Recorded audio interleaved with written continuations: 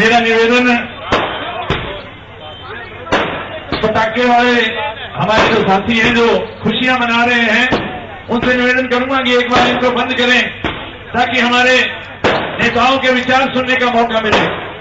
साथियों, ये बड़ा परमपिता परमात्मा की इच्छा अनुसार हमारी हैदराबाद नगरी को अवसर मिला है कि हमें सरकार में हिस्सेदारी करने का जो मौका मिला है, आने वाली 2 तारीख को जब चुनाव की गिनती होगी तो आप सब साथियों की हिस्सेदारी सरकार में बनेगी। तो साथियों, इस इलाहाबाद में जो डर भय का माहौल इन चौधरियों ने बना रखा था, आज मौका आया है कि इस डर भय को मुक्त करने का अवसर हमें मिला है। तो 2 तारीख को जब चुनाव की गिनती होगी तो हमारे बीच में हमारे सेवक के रूप में भारतीय जनता पार्टी और जननायक जनता पार्टी के साझे उम्मीदवार भाई गोविंद कांडा जी जब एमएलए बनकर विधानसभा में जाएंगे तो हमारी आवाज को उठाने वाले हमें एक सच्चे सेवक के रूप में मिलेंगे। तो साथियों, मैं निवेदन करूंगा भाई गोपाल जी कांडा वो आए और अपने विचारों को इलाहाबाद की जनता के सम्मुख रखें। एक बार जोरदार तालियां व अभिनंदन। भारत माता की वंदे। भाई गोपाल कांडा।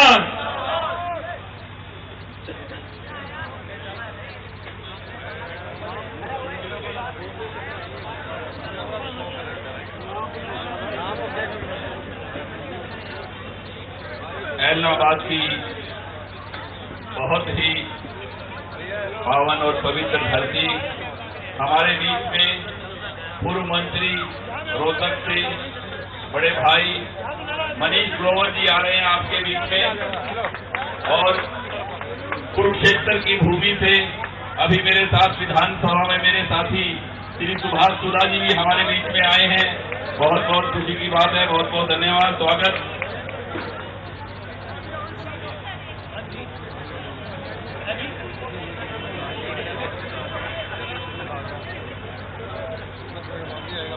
वार्ड नंबर 9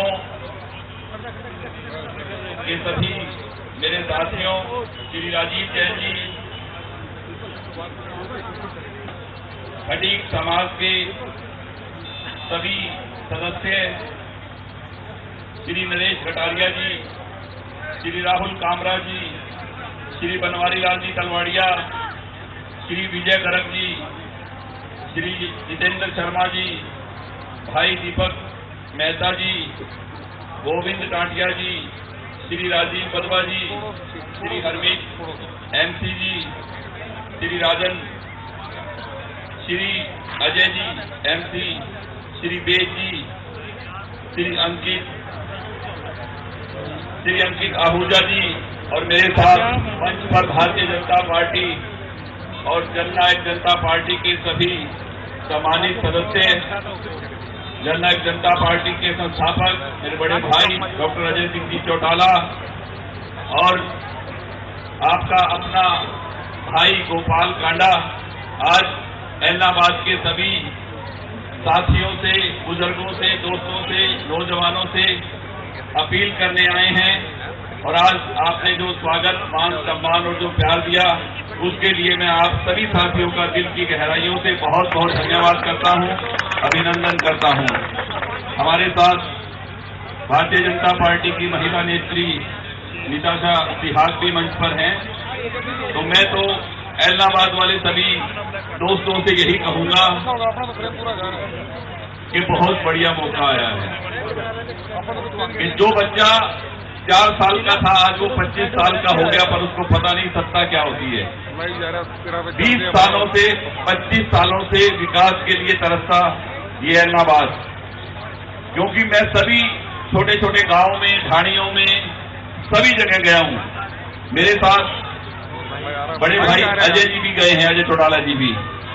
आपको यकीन नहीं होगा कि किसी भी गांव में एक व्यक्ति भी ऐसा नहीं मिला जो बोल दे कि मैं अभय सिंह जी को फोन पे बात कर सकता हूं। जब अपने विधायक से आपकी हिम्मत फोन करने की नहीं, बात करने की नहीं, तो विकास कहां से होगा। वो सभी मुझे एक ही बात कहने लगे कि भाई साहब, जब से नाम सुना कि गोविंद आ रहा है, क्योंकि मेरा जो सिरसा का एरिया है वो एलनाबाद के फलताड़ीसे के बिल्कुल साथ लगते गांव है, सारे जो मेरे 31 गांव है सिरसा में। तो मैं जब गया गांव में तो बोला भाई साहब बड़े दिन से इंतजार कर रहे थे, उधर से बड़ी ठंडी ठंडी फोन आया करती, हम सोचते यार हमारे गोपाल को भी क्यों नहीं आते इलाके में।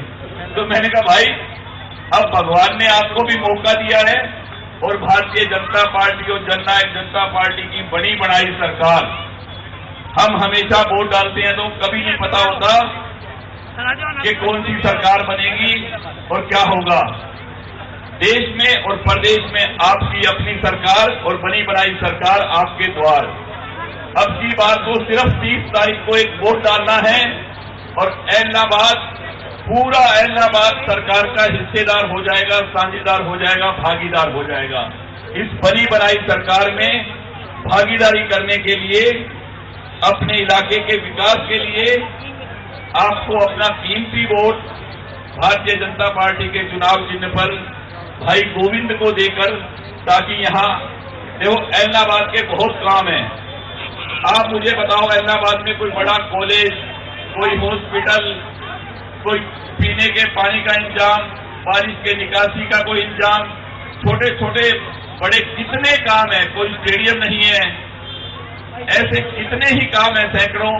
क्योंकि जब तक आप ये काम अपने विधायक को हाथ पकड़ के नहीं बोलेंगे और वो जाके जब तक मुख्यमंत्री जी को नहीं बोलेगा, ये काम नहीं होते।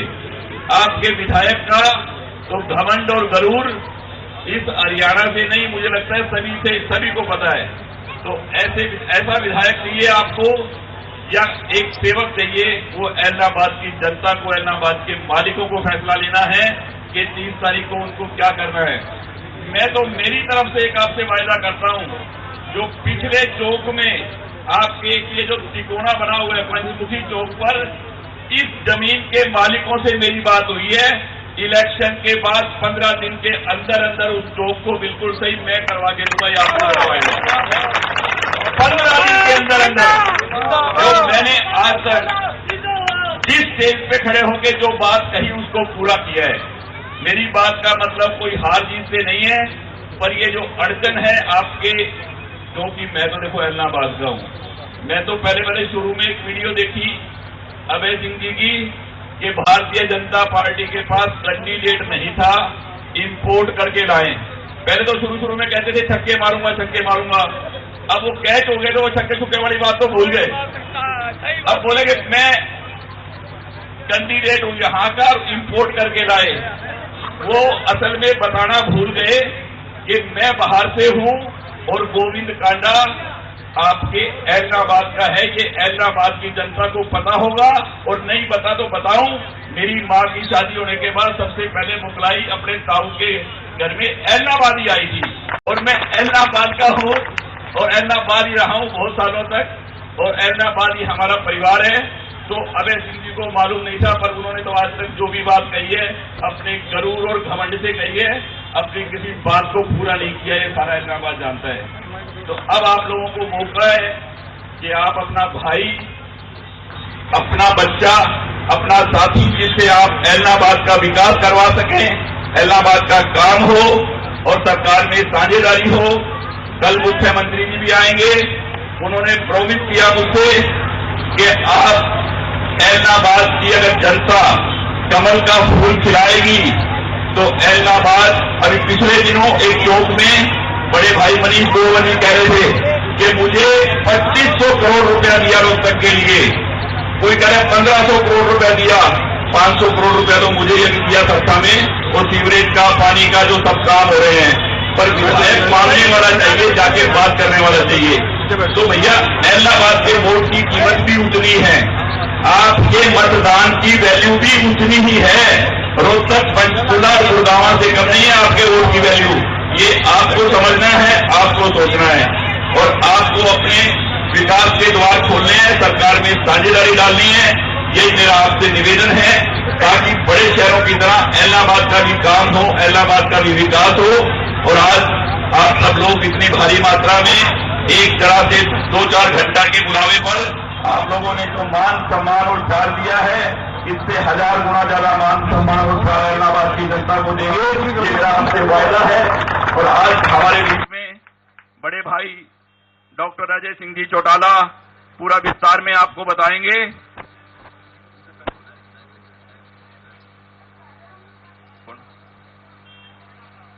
सैनी साहब, देखो आप लोग बहुत देर से इंतजार कर रहे हैं, तो सभी आपकी इस बात का मान और सम्मान करते हुए कह रहे हैं कि सीधा डॉक्टर अजय सिंह जी चौटाला आपके बीच में अपनी बात रखेंगे। तो सभी साथियों का बहुत बहुत धन्यवाद। जय हिंद, जय हरियाणा।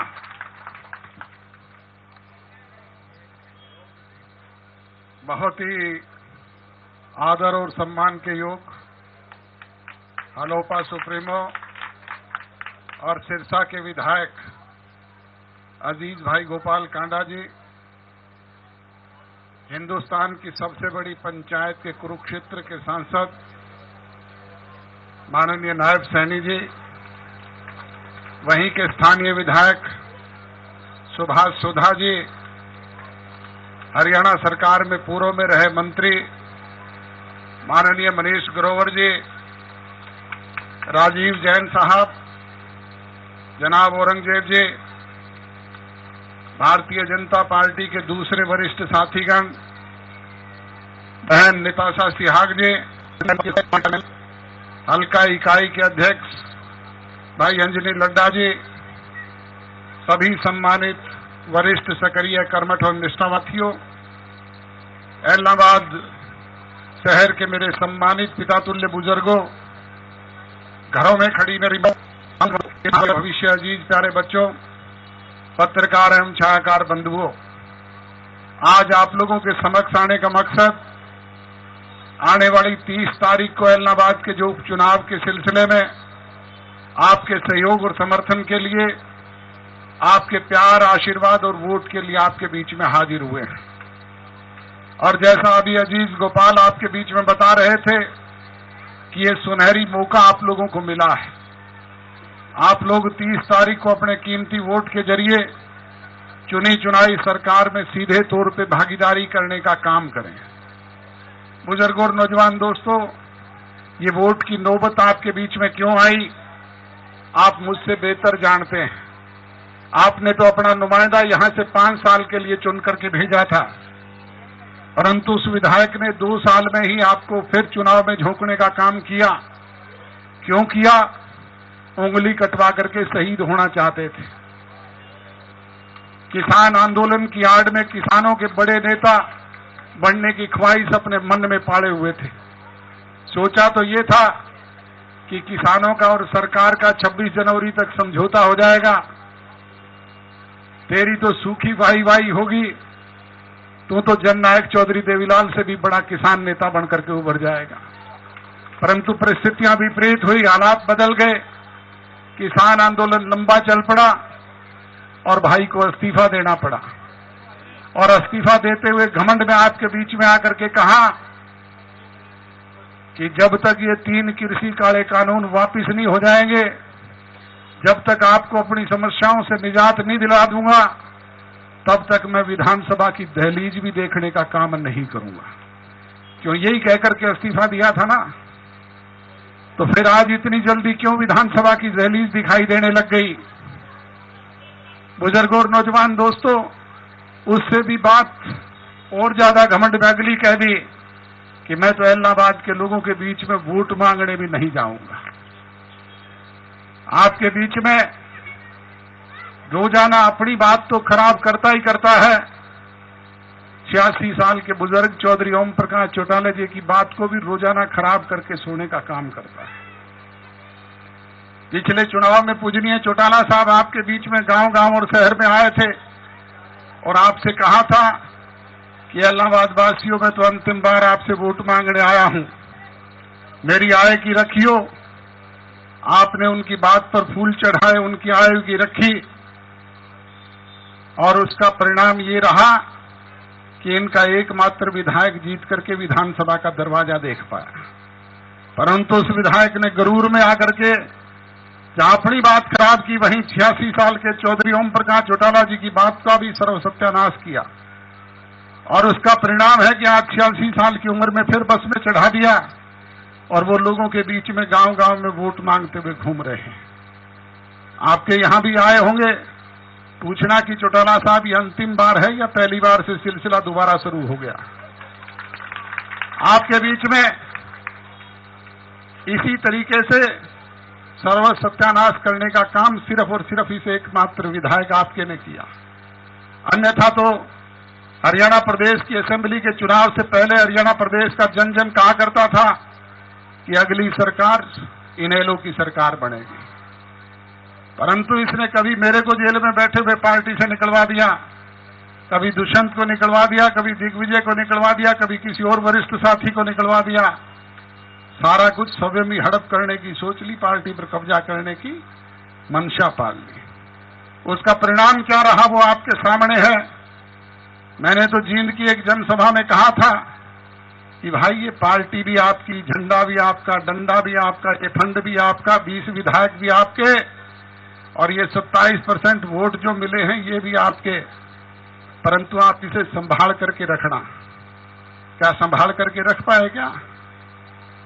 27% वोट से संख्या घट करके आ गई 1.8% वोट, और वो 0.8% तो दे दिए आप इलाहाबाद वालों ने चौटाला साहब के कहने पर। अन्यथा तो वोट आए थे भाई को 1% पूरे हरियाणा प्रदेश, यानी नोटा से भी कम। ये हालात पार्टी की बना दी।